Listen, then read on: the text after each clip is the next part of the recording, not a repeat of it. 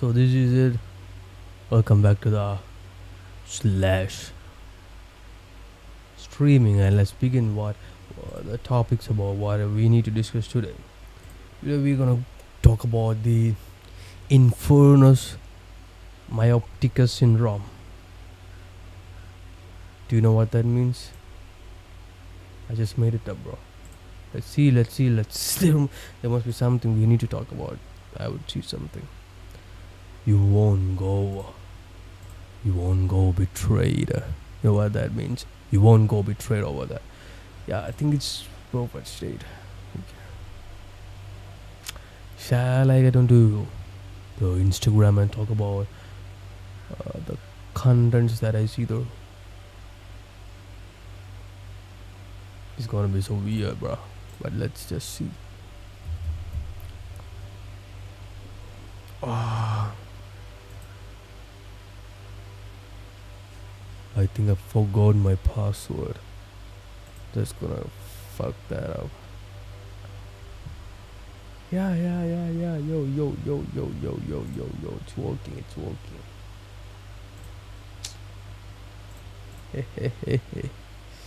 It is working. The fuck.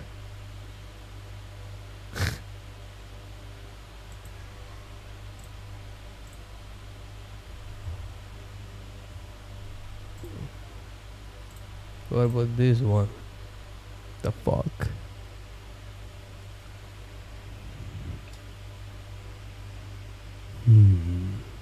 I don't know what I need to search.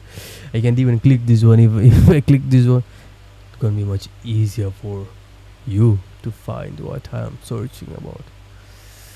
So no. I'm sorry, I'll just make it up after some time. We'll just stick on to something else, right?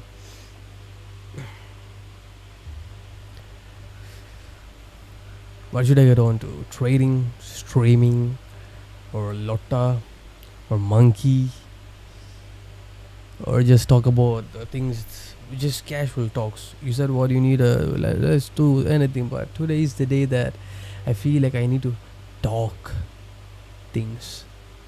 So let's just talk. We'll first take ChatGPT so that we can go into much more നമുക്ക് ആധികാരികമായിട്ട് കുറേ കാര്യങ്ങൾ അപ്പോൾ കുറച്ചും കൂടെ detail ആയിട്ട് സംസാരിക്കാനും അതിൻ്റെ ഒപ്പം തന്നെ കുറേ കളിതമാശകളും പറഞ്ഞിരിക്കാനും let's just try to just do it. Okay,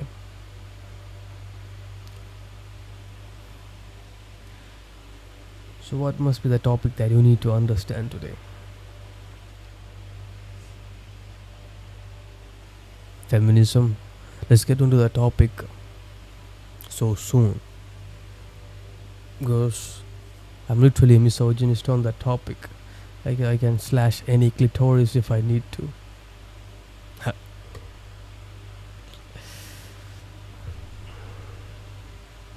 So now let's just find about. Before getting onto the stream, I must say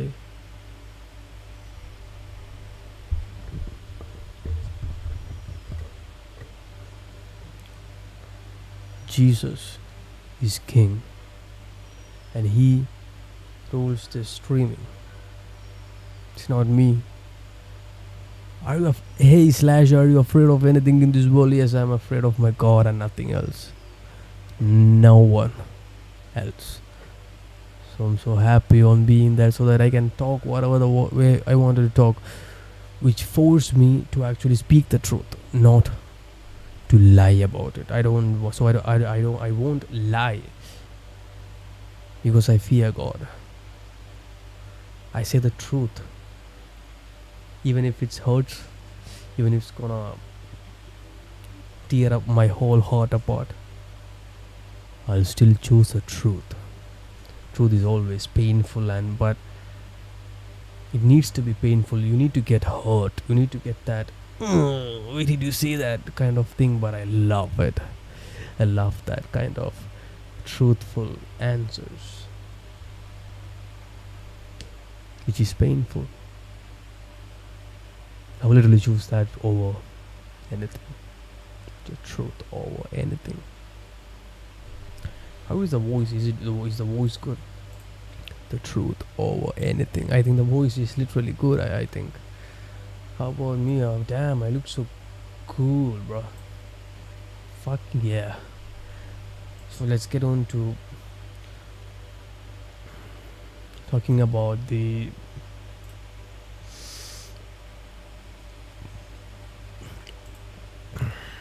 Shroud of Turin.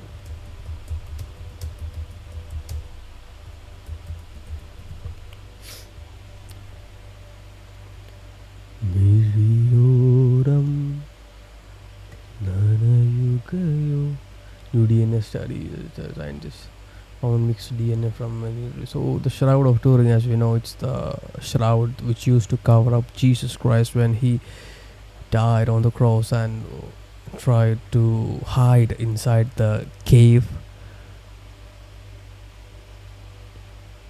The third day he resurrected and he left the shroud on that cave, inside that cave. So when they took that for study, I think they took the DNA test, and what they saw was scientists found mixed DNA from many regions, including India, Middle East, Europe, even traces linked to America. Damn. Around 40% of human DNA traces linked to Indian lineage is what this suggests. The cloth may have originated in India or travel extensively through trade routes, so simply be handled by many people over centuries. So it does mean that you don't need to get confused how it is possible, like how that Shroud of Turin could get the Indian touch or the American touch. Fuck you, Americans. But you know, the cultures that we follow from the Americans and bringing into here is gonna kill our own culture. India have a specific culture. We need to stand out. We need to stand alone in such cultures. But when these, since we have been transformed into a third, let's not have like a developing country, and as an America as a developed country, what we're trying to do is we're trying to copy things from them, and it literally keeps our culture in the dead end, which I'm completely against it. But we must preserve our culture. We're supposed to preserve Sadi and all this type of stuff. Take out what we don't need, but also take the many beautiful things that we're supposed to have. It's our ancestors who just passed it over to us, so we are just forgetting it. Like, we don't need that things anymore. But we must know that it is through their own development of their connection between people and the social structure. It is because of them we stay like this. It is because of them we could talk, communicate, listen, or have a great social life as we have right now. So just always try to respect their cultures and never always put your complete admiration into Western cities and their cultures. It sucks somehow in the end. And what they do is they try to come and just talk shit about us because we shit on street, and it's because we lack the hygiene. I'm not always staying with the type of what Indian culture is perfect. I'm not saying that, but we need to preserve things that we are supposed to preserve.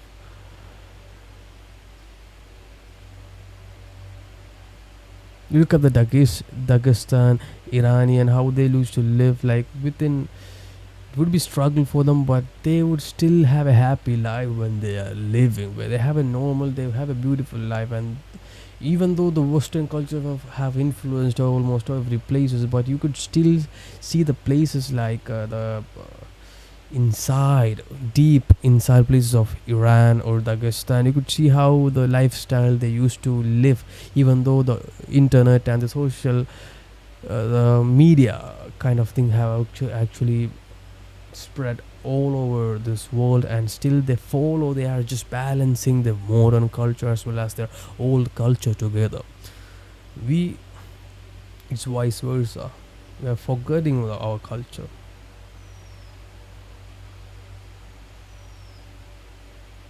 One major important thing would be the lack of respect we have for the people.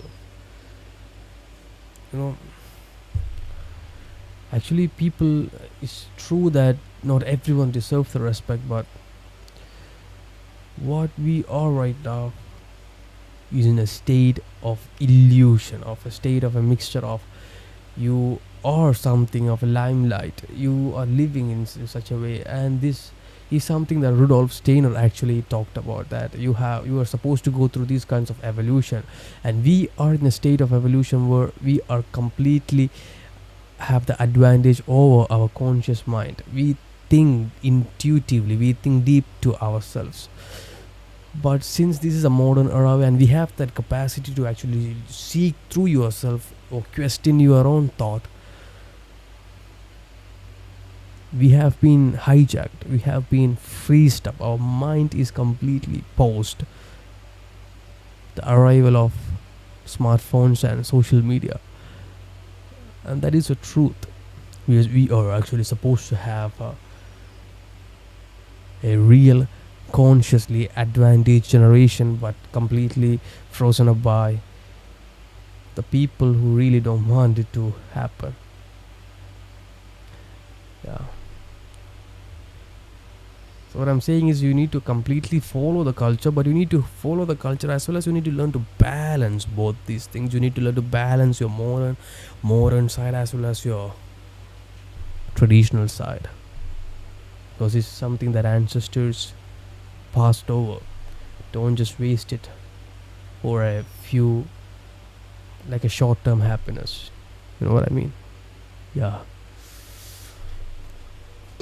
So let's get back into the topic. What should they suggest? Their clothes may have originated in India or travel extensively through trade routes, so simply have been handled by many people. And so you may have that question in your mind: how did this shit happen? Jesus is not even Indian. So does this mean that Jesus must have come to India and have talked with all the monks, and the monk must have presented him this shroud, and in the end he used that shroud to cover himself up? No. Nah. It could be because the cloth must have handcrafted, or it was created in India and passed over to, as we have seen here, like Silk Route or something, right? Trade route. Through the trade routes, it could be passed over, like it was created in India, and the trader who is passing over these places, many people would stop there and ask for what is this price, what is this. So from India, someone who gets into like or Jerusalem, there'll be a lot of people who must have checked over that shroud, right? Like, what is this price, how much is this, how is the quality, it doesn't look good, I don't want it. And in the end it reaches Jerusalem, and when Jesus was about to get resurrected 3 days before, somebody get a shroud from somewhere, somebody get something to cover him up. So someone must have gave that shroud. So it doesn't mean that Jesus is from India. There could be a lot of handprints or fingerprints which could be imprinted in that shroud before Jesus. You know what I mean? Travel extensively. So it also goes into Middle East, Europe. Damn. The major important thing is that we need to check on to the trade routes that at those times how the trade routes were. So shall we check about it?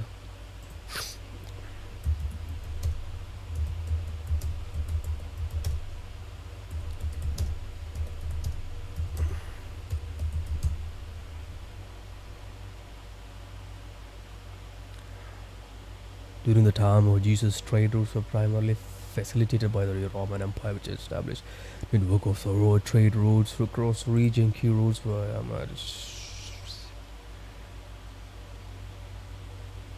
This is not what I want. You know, okay? Uh,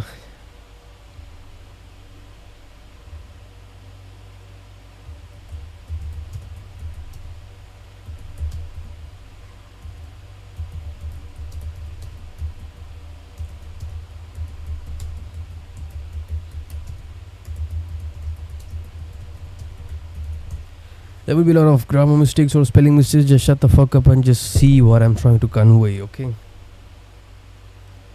During the time of Jesus, trade routes were already highly developed and interconnected across three major regions: Roman Empire, Middle East, and India, Asia. These routes, okay, during the time of Jesus, that means the first century CE. What is CE? I don't know. Trade Trade routes were already highly developed and interconnected across three major regions: Roman Empire, Middle East, and India, Asia, the continent.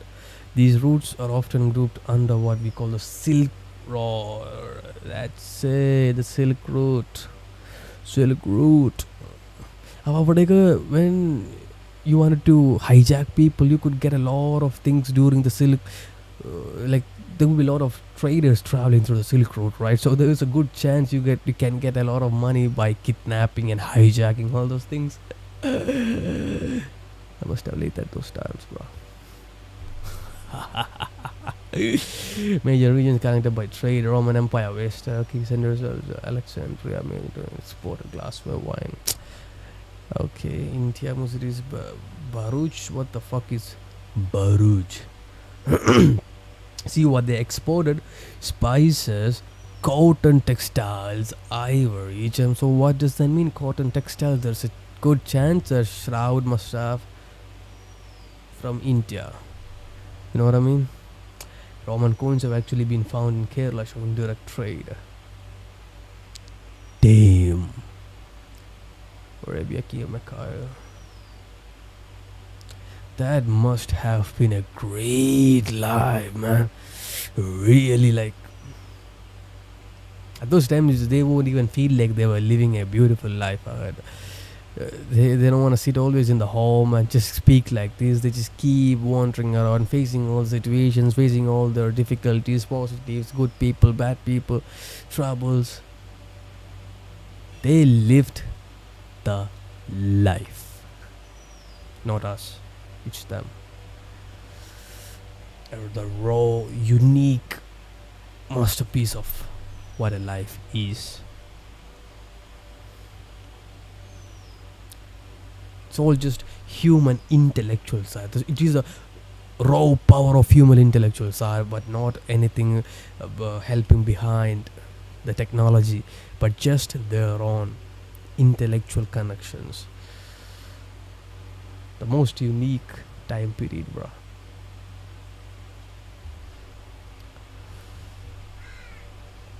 40% of human DNA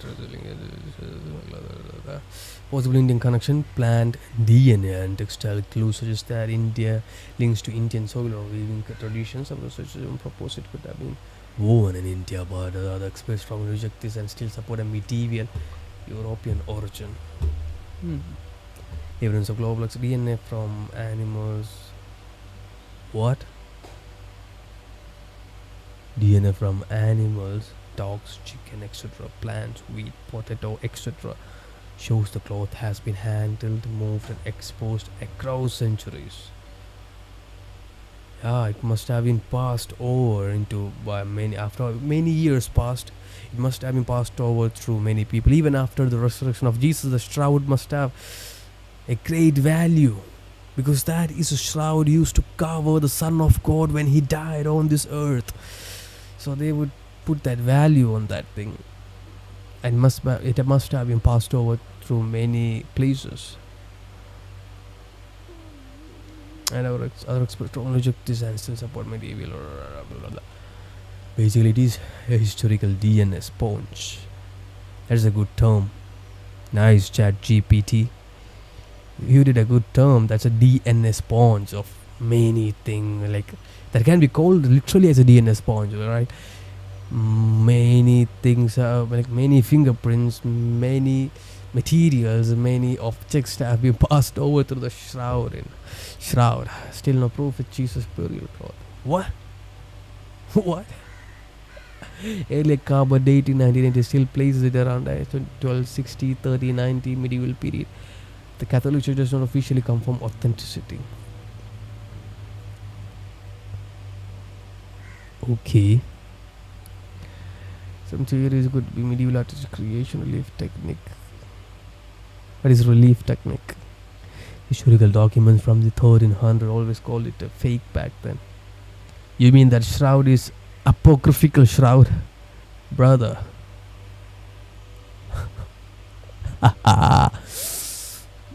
I'll come on to you. Bottom line, science have improved and it fake shroud sits in a strange place. Fate sees meaning. Mystery remains unsolved. Okay.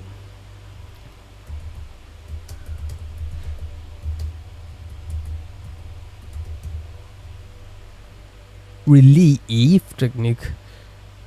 Technique. Relief technique is an art method where an image is created by raising or projecting parts of surface. Thank you for correcting ChatGPT. Instead of drawing it flat, think of it like this image is slightly 3D, not just painted.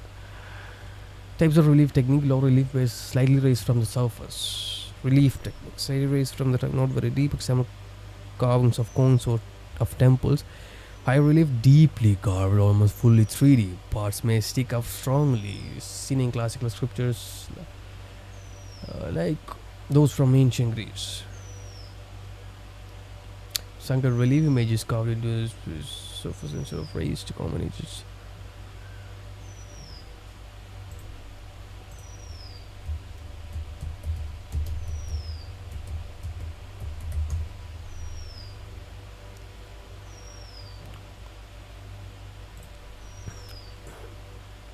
Bruh, what is it?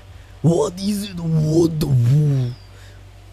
What you are trying to convey, my brother? So this is what we call as a relief technique. I thought relief technique is something that you could to get a relief that Jesus existed. It is my bad, bro.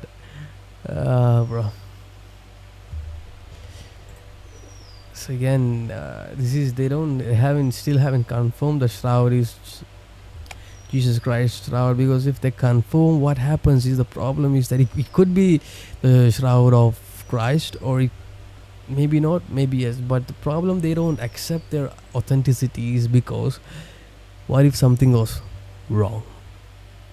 If they prove that that is Jesus Christ shroud, somehow it says something seems suspicious. Since it is science, everyone is going to trust in the science, so everyone gonna see Jesus Christ as a myth. They think like, I thought a few steps ahead, my nigga. That would be the reason they thought a few steps ahead. What if it goes wrong? What if we say that he's the shroud, but then you realize there is some like these things. 40% Indian DNA have been found, so there's an authenticity problem that we are facing. Now you need to prove that that is shroud of Christ. The struggle is a lot more. To say that it's not, to say that it doesn't exist is easy, but to prove its existence is hard. That is a theory. A Kauros cup of body shape. That is what I mean. So if it is the shroud of Turin too, which it could have been passed over by many people, many centuries, many places, many cities, child, sand, plant, adult, grandpa, grandmother, everyone must have gone through that shroud. So that is exactly a DNA sponge. Yeah, you can change from that thing, my brothers and sisters. Boom.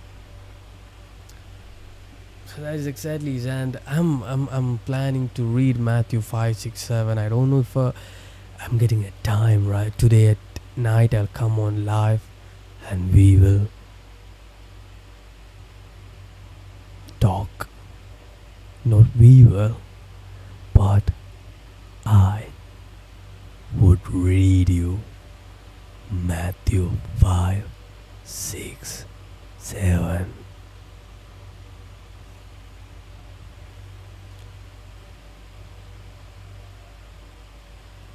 We're gonna talk about it. We're gonna talk about it a lot because that is the commandment of Jesus, the Sermon of the Mount kind of thing, where Jesus talks about how you need to live your life. I think that three subjects, or Matthew 5, 6, 7, are something much more important than any part of the Bible. It literally tells us on how you need to live.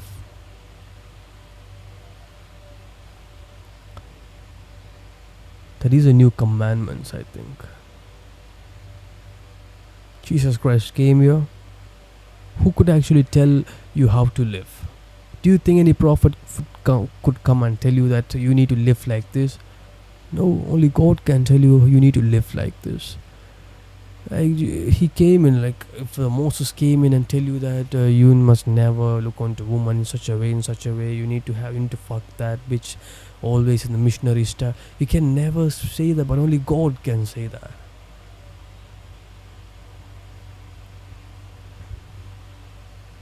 And Jesus, if you just think like Jesus was just a messenger and he's just a human, do you think if he say like that he can live happily after that? Like what makes him say that? Who gives him the authority to say that? Jesus came like God came into my dream and told me to say like this. That would be someone who is in the Muslim community. Nabi Muhammad Nabi, he did that. He kind of actually, I think Muslims, I believe the social structure or the God community that built in the Muslim is true, and how they live for that God is true, like really so much disciplined. That is how everyone needs to be with God. But Nabi must have mixed his own egoistical thoughts and things that purpose that he needs to achieve into the Quran. So what happened was it's a mix of divine words and the words from just a human mind. So that could be the reason it gets into a lot of struggles. You know what I mean? Struggles. You know what I mean? Bad.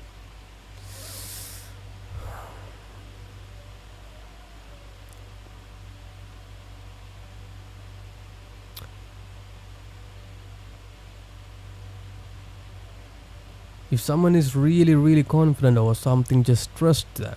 Just trust him. Just trust him. Jesus just said out of nowhere but confidence. He did that just with pure confidence, that he said this is how you need to live. This is my words. This is how you need to. I am. Before Abraham was, I am. Even if he could say that confidently in front of many Jews about to throw stones at him, he knew that that is going to be a mistake, but he stood there confidently and spoke that, which literally means that you need to trust that person. He ain't lying. He truly is the Son of God. He can change that from anything, anyone. And that is why the words from the Son of God is important. It's literally important. And Matthew 5, 6, 7 is the key to open such commandments of Son of God, said by the Son of God.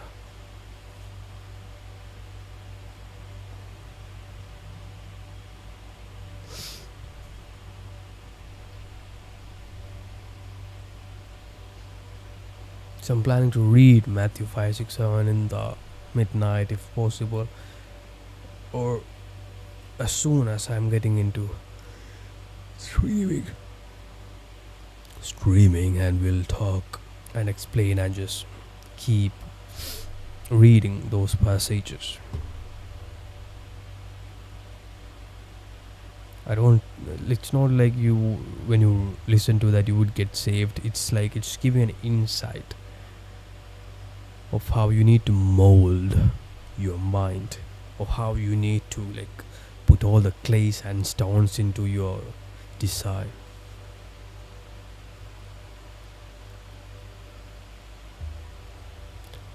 Anaga.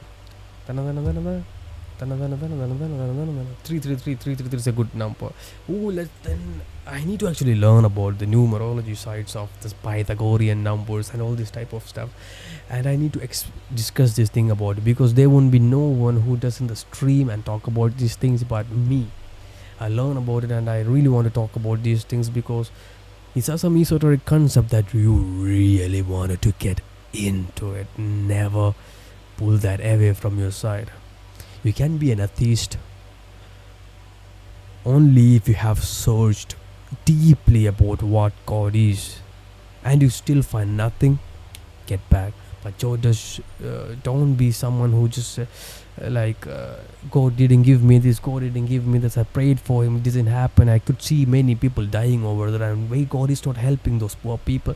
I don't trust in God. If you are thinking like that, you stupid piece of shit, you ain't even atheist, you are fucking retarded, because you haven't found, you don't know what God is. What is his purpose? What does he do?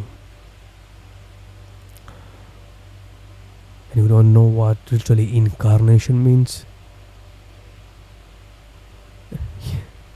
And you don't know the esoteric wisdom lying behind this. You haven't still got a good idea about the karmic laws and life. You still have to learn to balance the Christ impulse, balancing the Luciferic and Ahrimanic thing, the solar and the lunar, the masculine and the feminine. You still are confused on how these things are, because you haven't gone deep enough to find what God is. And you just staying there